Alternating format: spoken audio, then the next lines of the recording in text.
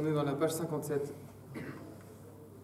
de Igeret Eman et on s'occupe des problèmes qu'on a avec l'islam. C'est pas du tout d'actualité cette lettre-là. Ah. Bon. Non. Un petit peu quand même. Juste pour celui qui veut y voir un rapport. C'était bon. Ce qu'il a dit, le Rav, hier, Denis n'était pas là jeudi. Ah, mais je l'ai envoyé. Et pour voir, il a dit que hier, aujourd'hui on est le 30 Sivan, à Rosh Chodesh et demain aussi, et que hier c'était le Kaftet Bet Sivan. Qu'est-ce qu'il y a eu le Kaftet Bet Sivan? C'est Moshe Rabbeinu qui a envoyé les Meragim. Et on a eu la faute, et finalement on n'est pas rentré, et en 40 ans, et tout ça, tout ce que tu sais déjà. Il y a eu un grand tikkun hier.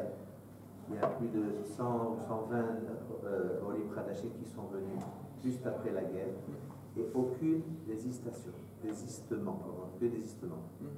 Et il a dit ça c'est le tikkun, Mamash, il a dit ça c'est le tikkun avec émotion, c'est le tikkun de Chet HaMeraglim.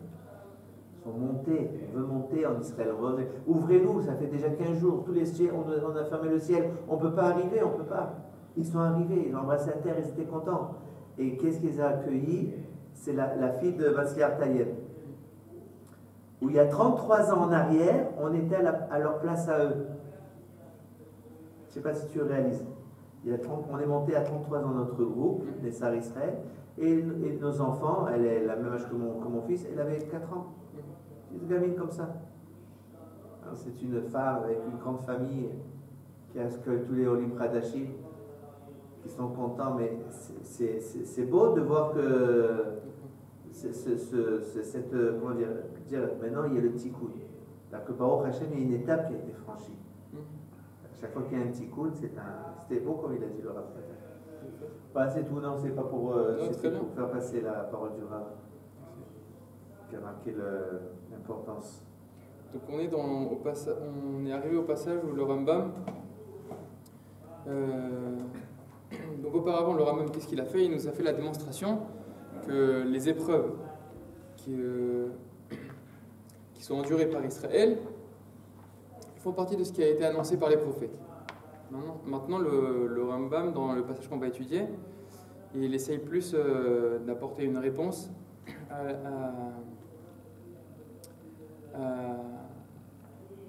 à l'attitude qu'on doit avoir par rapport aux événements.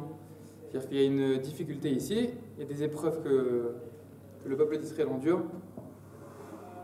Et qu'est-ce que ça signifie, tout cela? Alors le Rambam, il veut nous dire que la réponse est dans le pasuk qui est Alecha oragnu kol hayom.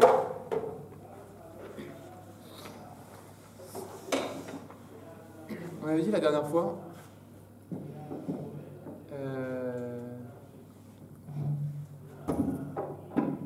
quelquefois, il y a une attitude comme ça qui dit que voilà, quand il y a des épreuves, il faut se réjouir.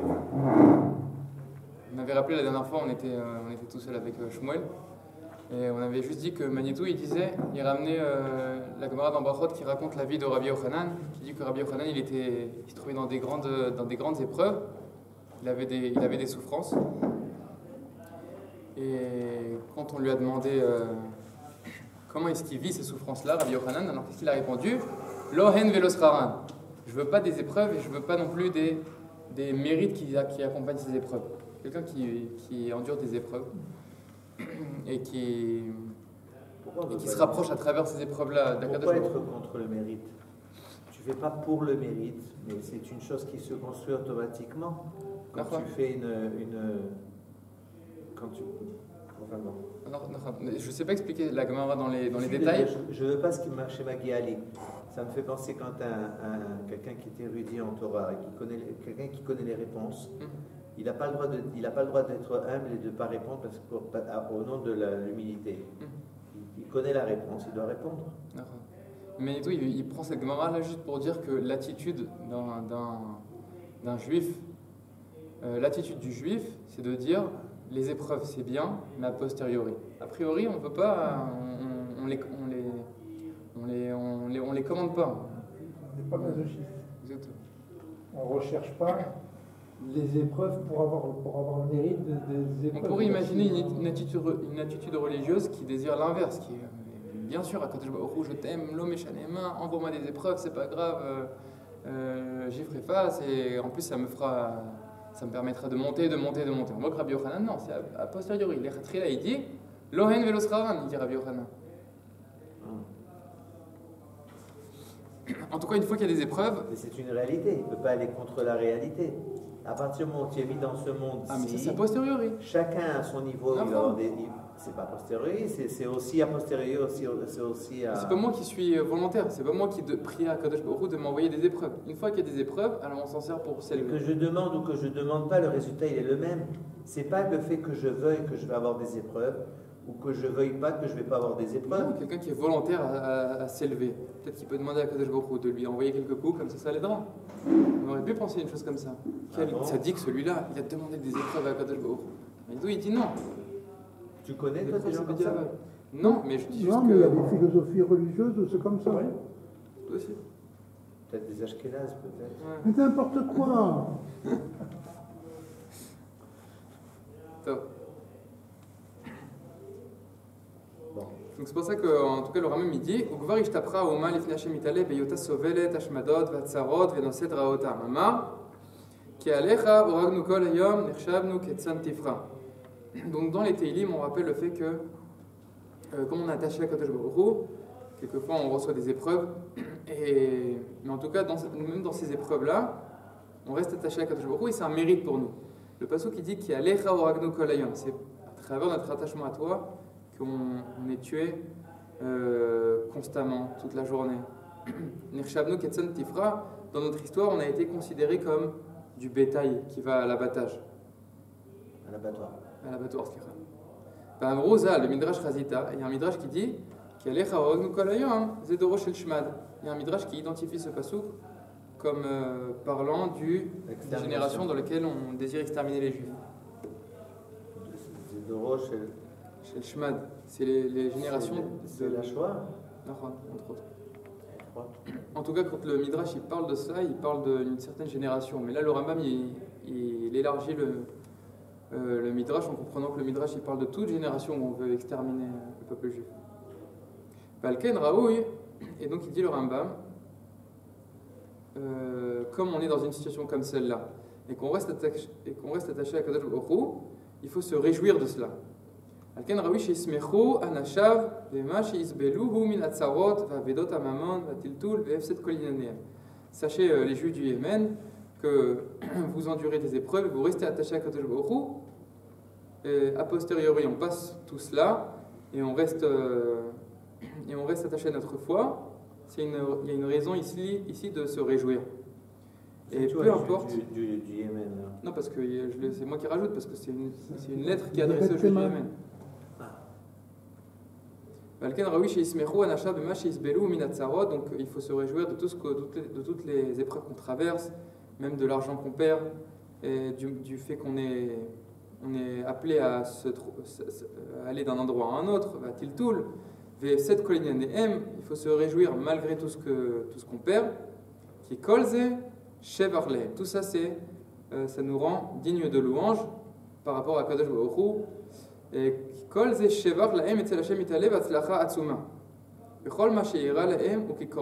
il faut considérer tout ce qui nous arrive comme si on avait apporté un korban et on était nous-mêmes un korban qui s'élève totalement sur l'autel.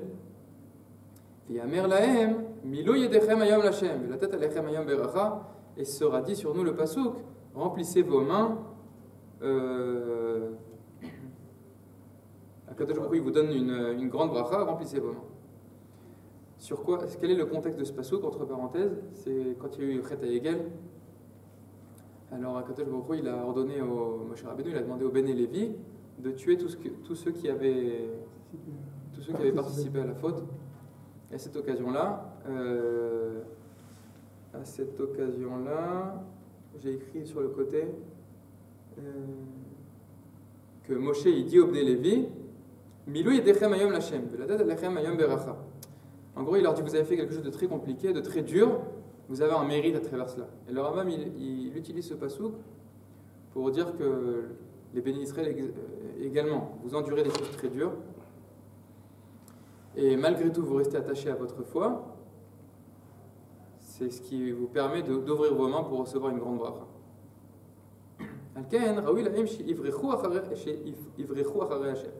Donc la conclusion du Rambam ici, c'est de dire, si vous en avez la possibilité, fuyez.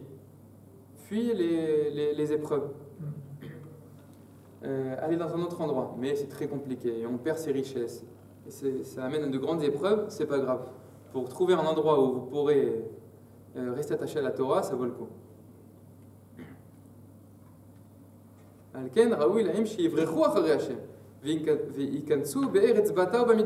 c'est même Kedaï, ça vaut même le coup de fuir vers le désert et dans des endroits désertiques.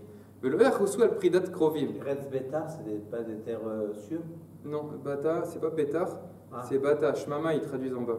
C'est une terre déserte. Et en quoi c'est bien d'aller dans une terre déserte? Non, il veut dire que même si vous allez dans une terre déserte, c'est bien parce que là-bas vous serez en sécurité, vous pourrez rester attaché à votre foi. Vous pourrez rester attaché à votre foi? Vous pourrez continuer à accomplir la Torah, les mitzvot. Là où vous êtes en ce moment, il y a des difficultés, il y a des musulmans, ils vous font... C'est par rapport à Eretz Israël ou en Chutz Laaretz? Non, ils étaient en Chutz Laaretz, les Juifs du Yémen. C'est une lettre qui est adressée aux Juifs du Yémen, on a dit dans les premiers cours, où il y a de grandes difficultés dues au fait que, premièrement, le gouvernement prend des décrets contre les Juifs. Deuxièmement, il y a un faux messie qui tourne et qui prétend être le Mashiach et qui... C'est quelle époque ça?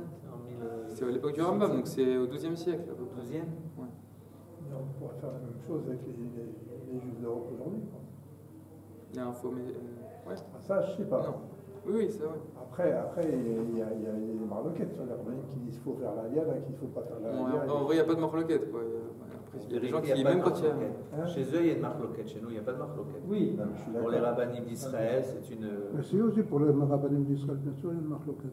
De ne pas monter en Israël? Oui, qui parlent de repartir. évidemment. Non, mais pas seulement, mais il y a des rabbinim d'Israël qui vont en France pour les convaincre de ne pas faire leur alia.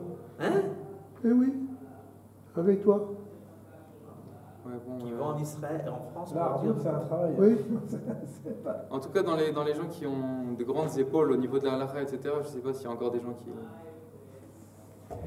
on trouvera toujours un rab qui dirait comme si et autrement. Et c'est pour ça, c'est la réponse, je ne sais pas s'il y a un faux messie, mais il y a des gens qui véhiculent un message qui est... Ça, oui. Non, mais il n'y a pas non plus de xérote. Non, mais là, on parle d'un faux messie vraiment qui vient détruire les fondements de la foi d'Israël. C'est pas le cas. Ça fait de gros dégâts. On parle d'autre chose ici.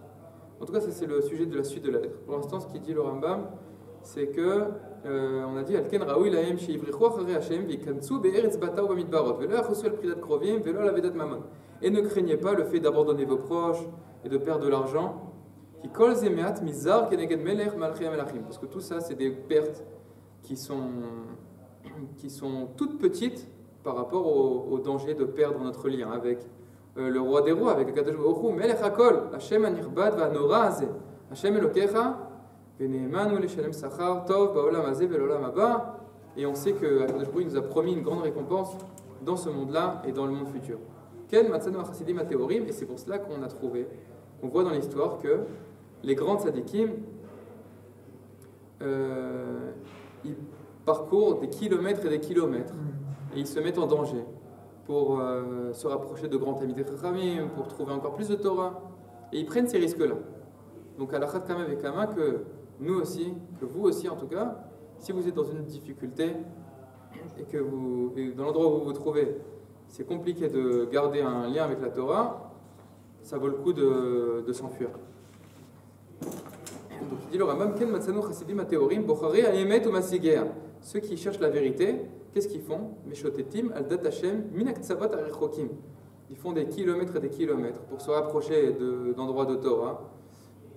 Et ils viennent de l'autre bout du monde pour être en contact avec un endroit de Torah. Et ici, le Rambam, apparemment, il fait allusion à son élève qui a parcouru des énormes distances pour être en contact avec le Rambam. Et c'est à cet élève-là qui a adressé le Moreh Nevuchim. ובאים אל מקומות החכמים להוסיף להם דעת בדת, דעה בדת. Ils font des grandes distances pour rencontrer des sages qui leur rajouteront des connaissances en Torah. בעבור שיהיה להם בגלל הדבר הזה שכר טוב מאת השם. Ils veulent obtenir une grande récompense d'Akadosh Baruch Hu. ואיך לא יגלה האדם וישוטט בעבור התורה כולה.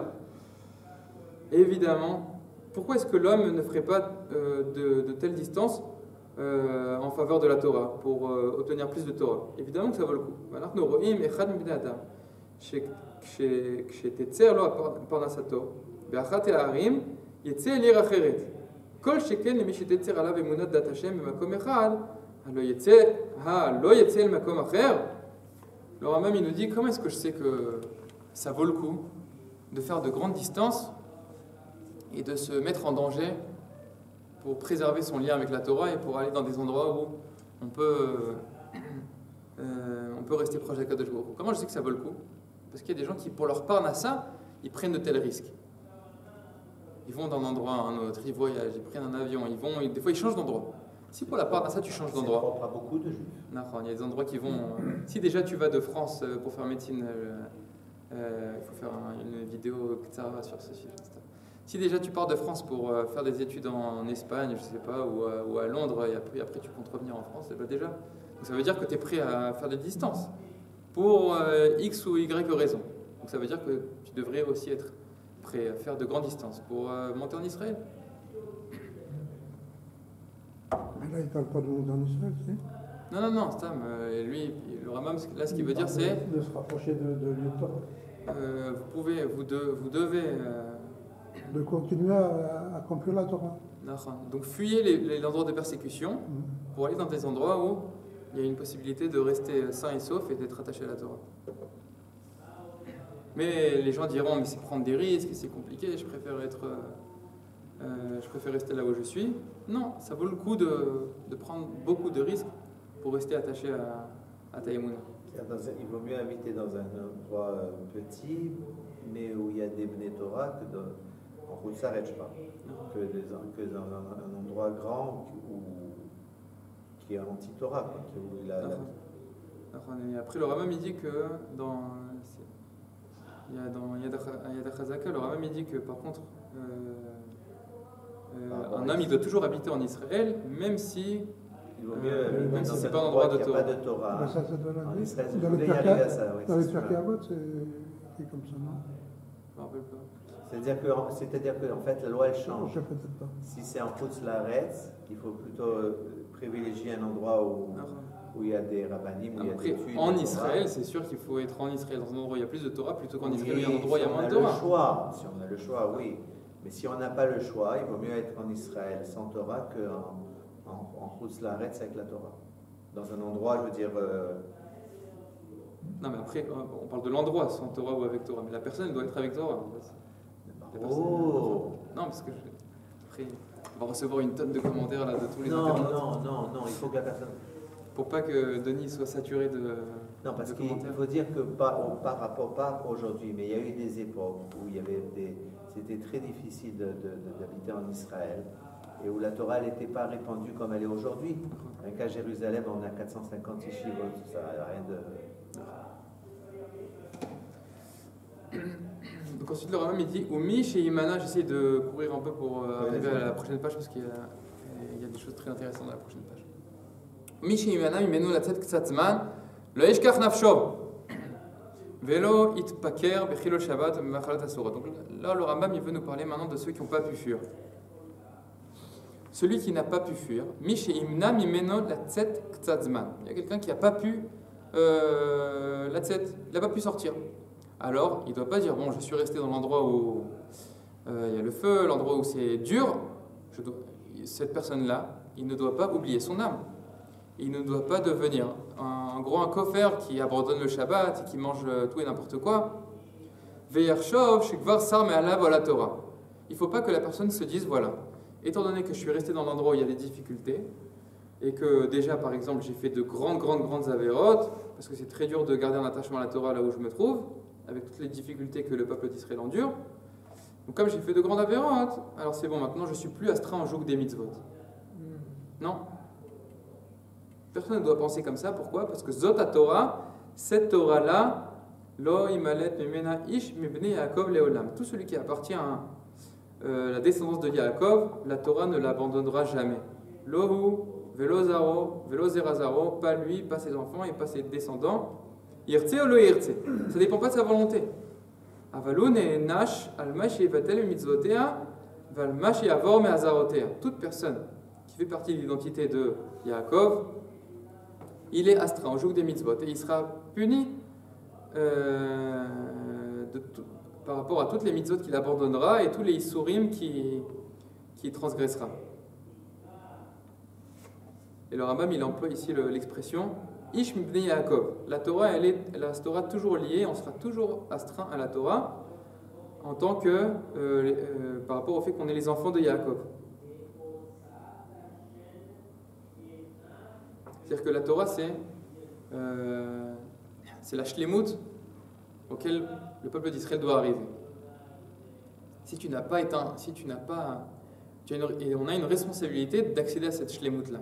Tout celui qui manque à cela, il y a une réaction, il y a une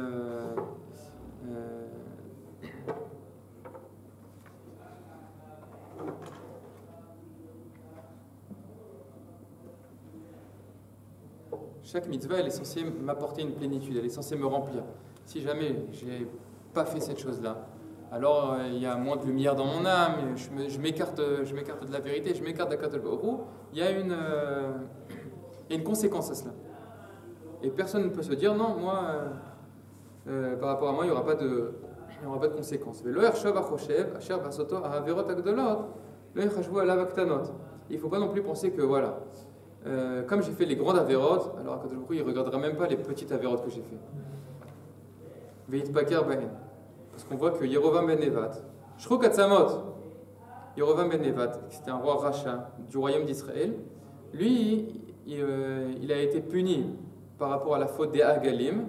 Qu'est-ce qu'il a fait, Yerovam ben Nevat? Il a favorisé le fait que le peuple d'Israël cesse de monter vers le Beth Amikdash et se tourne vers des vaudors. Ça, il a eu une punition sur cela, c'est une grosse avéra, et il a eu aussi une punition sur des plus petites avérotes. Il y a un Sukkot où il n'a pas fait Sukkot.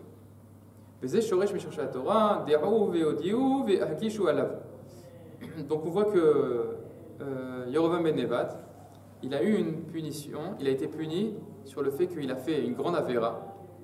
Faire une avéra, c'est censé être plus grave que ne pas faire une mitzvah. On peut imaginer les choses comme cela. Et on voit que Yerovam ben Nevat, il a été puni sur les deux. Sur le fait qu'il a fait une grande avéra, qu'il a favorisé le fait de faire de l'idolâtrie. Il a aussi été puni sur le fait qu'il n'a pas fait une mitzvah, qu'il a été mévatel un assez. Parce que normalement, il n'y a pas de punition pour une mitzvah assez qu'on ne fait pas. En tout cas, dans le monde futur, il y a une rétribution, il y a quelque chose il y a une conséquence à ça. D'accord, mais je veux dire, le Bedin, il ne peut pas te donner des coups. Non.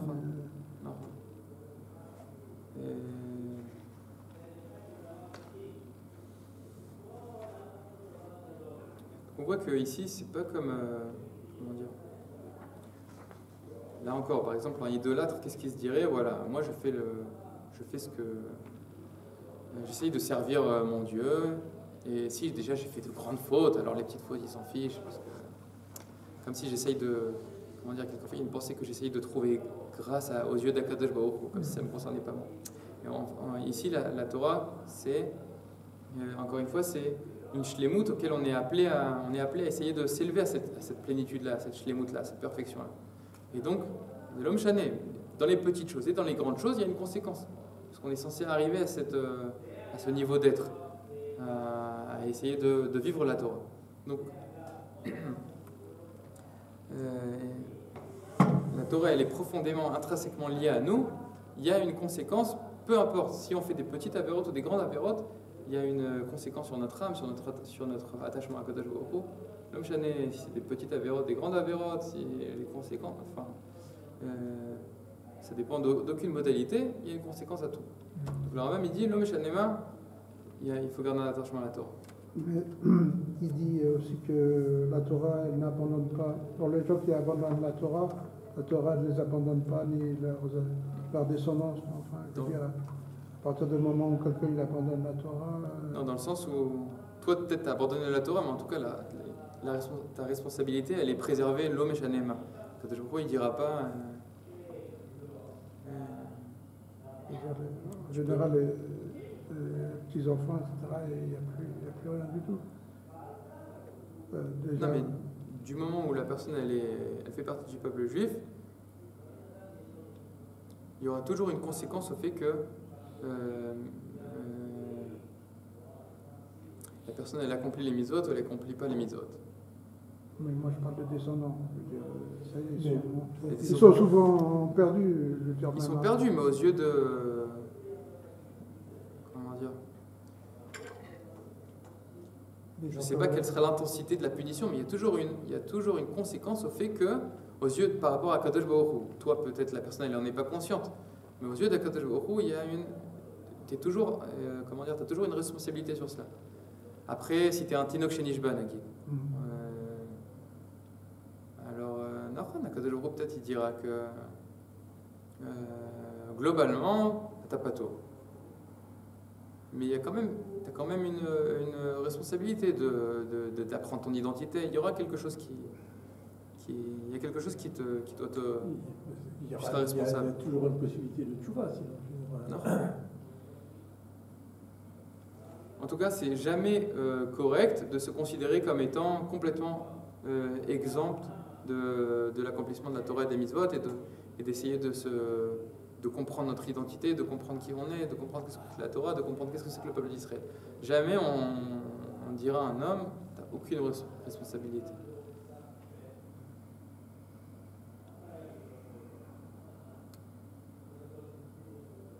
Enfin, en tout cas, peut-être qu'ici on ne parle pas par rapport à Kadosh Baruch Hu, on parle aux Juifs.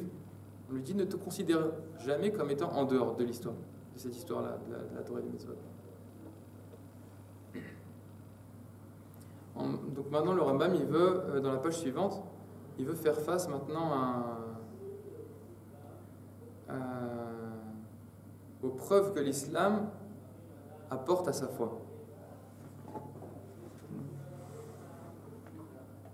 Aux preuves que L'islam essaye de prouver que sa foi est véritable. Il dit voilà, enfin on va voir, il y a toute une liste de preuves que Muhammad il est rappelé dans la Torah et que la Torah elle.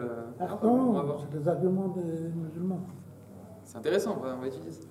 D'accord. Parce que jusque-là c'était de la Torah. Maintenant on va étudier des trucs intéressants. Donc le Rambam il nous dit Cher Zacharta Minena Poshea, dans ta lettre, c'est celui qui a écrit, il y a quelqu'un qui a écrit une lettre au Rambam et le Rambam il lui répond. Il dit le Rambam, tu rappelles quelqu'un que j'appelle le Poshea, le fauteur. Et cette personne-là, elle a écrit un livre. Et dans son livre, elle amène les hommes à penser que quand la Torah elle écrit Bimeod Meod, ça parle de Mohammed, le Meshuga, le fou. De qui parle le Rambam quand il parle du Poshea? Alors là, j'ai fait des recherches très courtes. Vous voyez dans la remarque 3 que j'ai écrit qu'il s'agit de Shmuel el-Mughrabi. Il y avait un homme qui s'appelait Shmuel el-Mughrabi. On n'a pas dans la 3. Non, c'est moi qui l'ai écrit. Pas dans les Harot, dans les Harot sur la gauche. Si, vous les avez, non? À la droite. Sur la gauche. Peut-être c'est une ancienne photocopie alors où j'avais pas encore écrit cette erreur. Top. Il y a quelqu'un qui s'appelait Shmuel el-Mughrabi. C'est quelqu'un qui s'est converti à l'islam. Et ensuite, il a écrit un livre pour encourager les Juifs à se convertir aussi, et où il a apporté des preuves de la véracité de l'islam. Et son nom juif, c'est Shmuel ben Yehuda ibn Tibon. Il est né à peu près en 1125. Il a écrit un livre qui s'appelle Ifham el-Yehud. Quelle est la traduction du titre de ce livre? C'est Ashtakat ha-Yehudim, faire taire les Juifs. En gros, apporter des preuves de la véracité de l'islam pour faire taire les Juifs qui disent que l'islam c'est une invention et c'est quelque chose de faux. Après, ce qu'il faut savoir aussi, c'est que apparemment, qui c'était son père? Son père, il s'appelait le Rav Yehuda ben Shmuel ibn Abbas, Mifes. Et il a écrit le Piyut. Alors là, on tombe des nues en lisant ça. C'est lui qui a écrit le Piyut. Et Sha'ari Ratzon li Patar. Son père. Son père, il a Ouais. écrit ça et lui, il se convertit à Lui, il se l'islam convertit à l'islam. et balance sur les juifs comme ça. Exactement. Et là, le Rambam, il appelle Apochéa. Il n'y a pas eu plusieurs générations, là, il n'y en a eu qu'une fois. Ouais. Et là, le Rambam, ici, il appelle Apochéa. Donc, un des arguments qui ramène ce Shmuel el-Mughrabi, celui que le Rambam appelle le Pochéa. Pochéa, c'est en général, quand on parle de quelqu'un qui est Pochéa, c'est quelqu'un qui est un fauteur avec intention. C'est pas quelqu'un qui a. C'est pas comme un Choté. Choté, c'est quelqu'un qui faute parce qu'il n'a pas la force de faire le bien. Mais le Pochéa, c'est quelqu'un c'est quelqu'un de réfléchi. C'est dans Donc, une. il est encore considéré comme un d'Israël et. Et le Rambam, il appelle le Pochéa. Et il encourage les gens à penser que, dans son livre, Bi Meod Meod, c'est Mohammed. Parce que, en fait, qu'est-ce qui se passe? Akadosh Baruch Hu, il énonce une bracha par rapport à Ishmaël. Qu'est-ce qu'il dit à Akadosh Baruch Hu? Que Ishmaël, il se multipliera énormément. Ça deviendra une grande nation. Qu'est-ce que dit l'islam?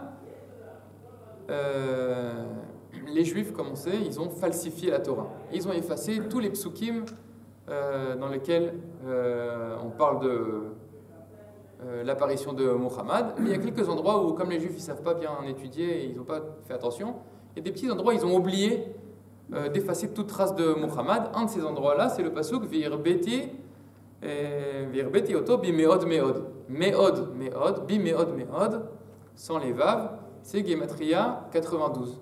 Et c'est la même Gematria que Muhammad sans le vav. Ok, si on prend même Chet, même Dalet, ça fait 92, comme Bimeod Meod. Donc ici on fait allusion à Muhammad. Premier argument. Je vous demande juste d'attendre le prochain cours pour ne pas vous convertir juste. Parce que dans le prochain cours, il répond à tous ces soi-disant arguments. Donc qu'est-ce qu'ils disent les musulmans? C'est lui, ça annonce le Meshuga, ça annonce Muhammad. Mais pourquoi on l'appelle Meshuga? Bonne question, je ne sais pas exactement. C'est le Rambam qui l'appelle toujours Muhammad le Meshuga. Meshugé. Ah, voilà. Vechen Amro, Ofia Me'ar Paran. Et de la même manière, quand la Torah elle dit Ofia Me'ar Paran, elle fait allusion à l'islam. Pourquoi? Parce qu'il y a un pasuk dans Dvarim qui relate la révélation de Akadosh Baruch Hu au Har Sinaï. Comment c'est écrit dans le pasuk? Ça, je l'ai écrit dans le Harash Time, mais je pense que vous ne l'avez pas. Vayomer Hashem, Misinaï ba, Zarach Miseir Lamo, Ofia Me'ar Paran, Ve'ata Merivavot Kodesh, Mimeno Ejdat Lamo. Donc le pasuk qui dit que Akadosh Baruch Hu, il a scintillé, il s'est dévoilé sur le mont Seir, et également au Har Paran, et ensuite il est venu avec une assemblée céleste et avec sa Torah.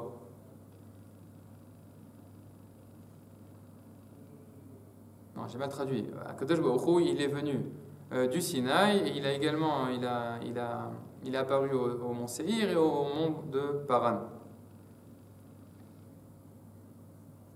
Alors j'ai pas eu le temps d'approfondir le pshat du pasuk, mais en tout cas c'est intéressant. Est-ce que ça vous dit quelque chose ce pasuk là ou pas du tout? J'aurais dû mieux préparer le pshat du pasuk, mais c'est un pasuk très intéressant. Et c'est sur ce pasuk-là que le Midrash dit, vous connaissez ce Midrash, qu'avant que Akadosh Baruch Hu il dévoile la Torah au Béné Israël, alors il l'a avant proposé au monde entier.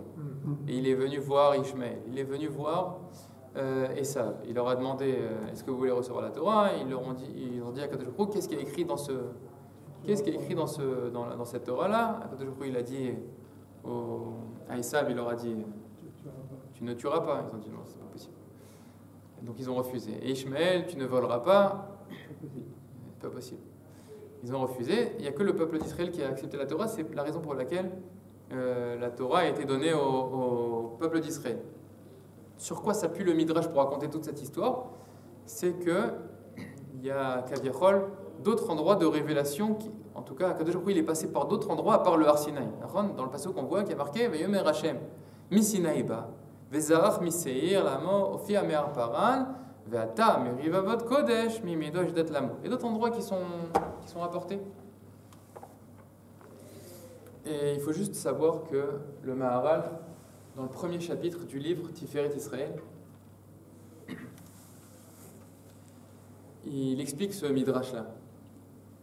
Et il dit que, c'est une explication sur cela très profonde, le Maharal il dit que c'est pas que véritablement Akadosh Baruch Hu s'est dévoilé à la civilisation chrétienne, à la chrétienté, il s'est dévoilé à l'islam, il s'est dévoilé aux musulmans, il s'est dévoilé à Ishmaël, il leur a proposé la Torah. C'est pas cela que le midrash veut, c'est pas ce que le midrash veut nous raconter. Qu'est-ce qu'il veut nous raconter le midrash?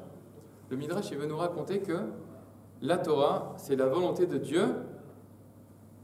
C'est la volonté de Dieu, mais elle est adressée à une certaine identité.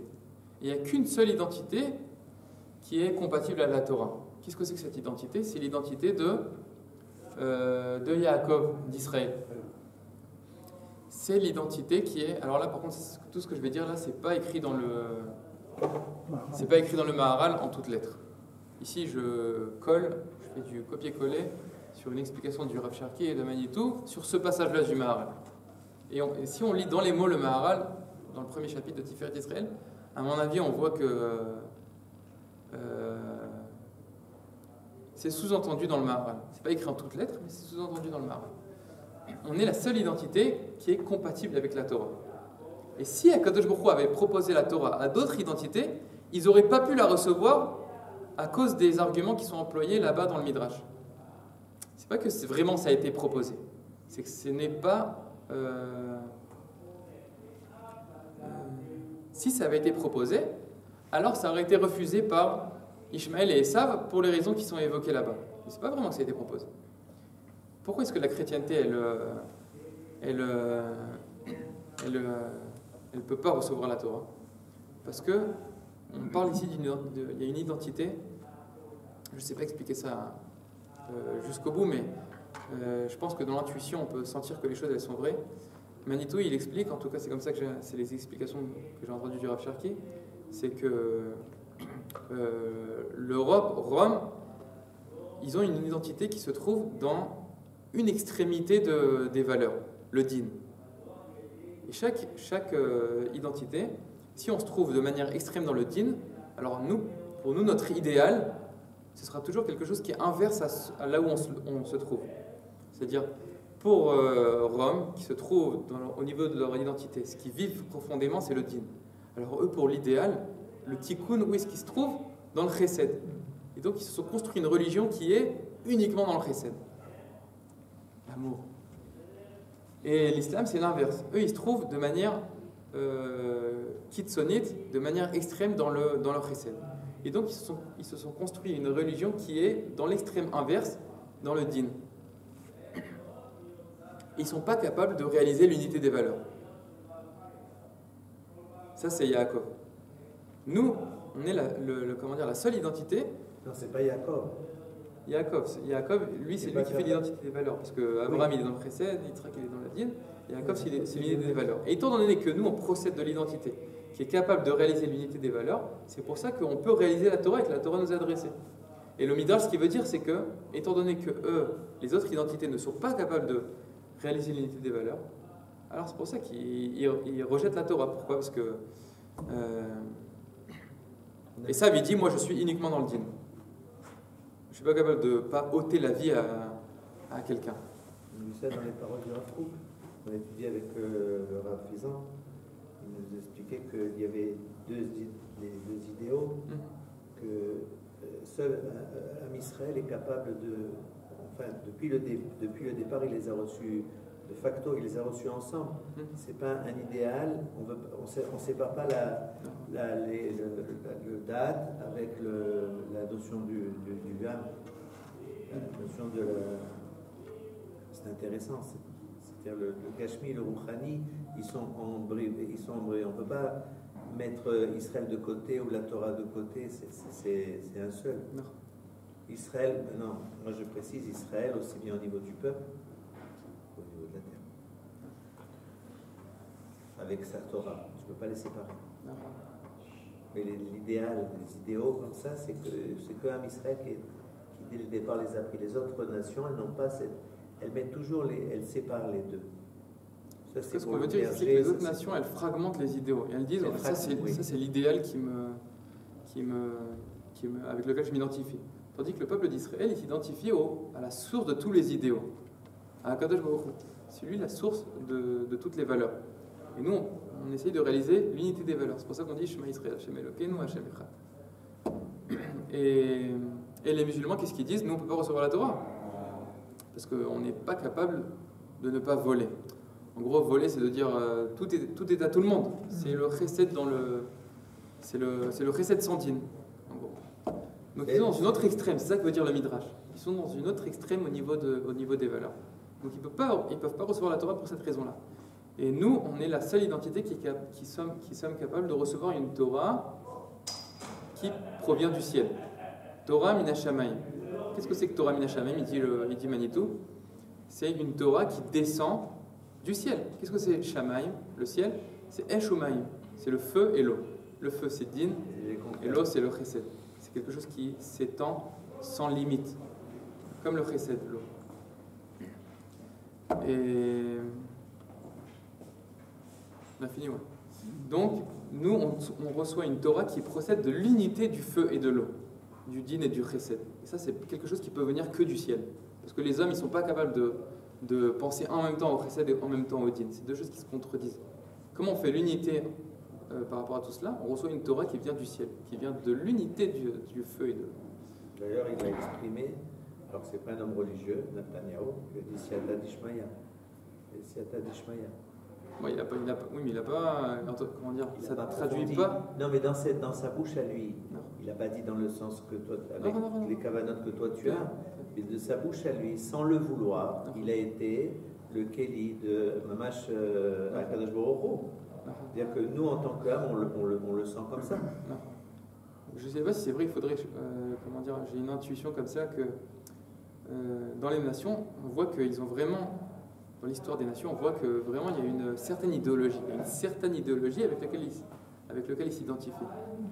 Mais nous, en tout cas, depuis qu'on est revenu en Israël, on n'a pas fragmenté le monde des idéaux et on a dit voilà, ça c'est notre. Même si on n'est pas encore revenu à l'identité de la Torah. Pour l'instant, il y a la souveraineté qui est mélangée pour nous, les juifs religieux, avec la royauté. C'est-à-dire qu'il y a un retour à la royauté. Quel rapport avec le Chesed de l'Odin? Oui. Mon sujet, c'est le Chesed de l'Odin. Ton sujet, c'est le Chesed de l'Odin. Et bien, celui qui fait le Chesed de l'Odin,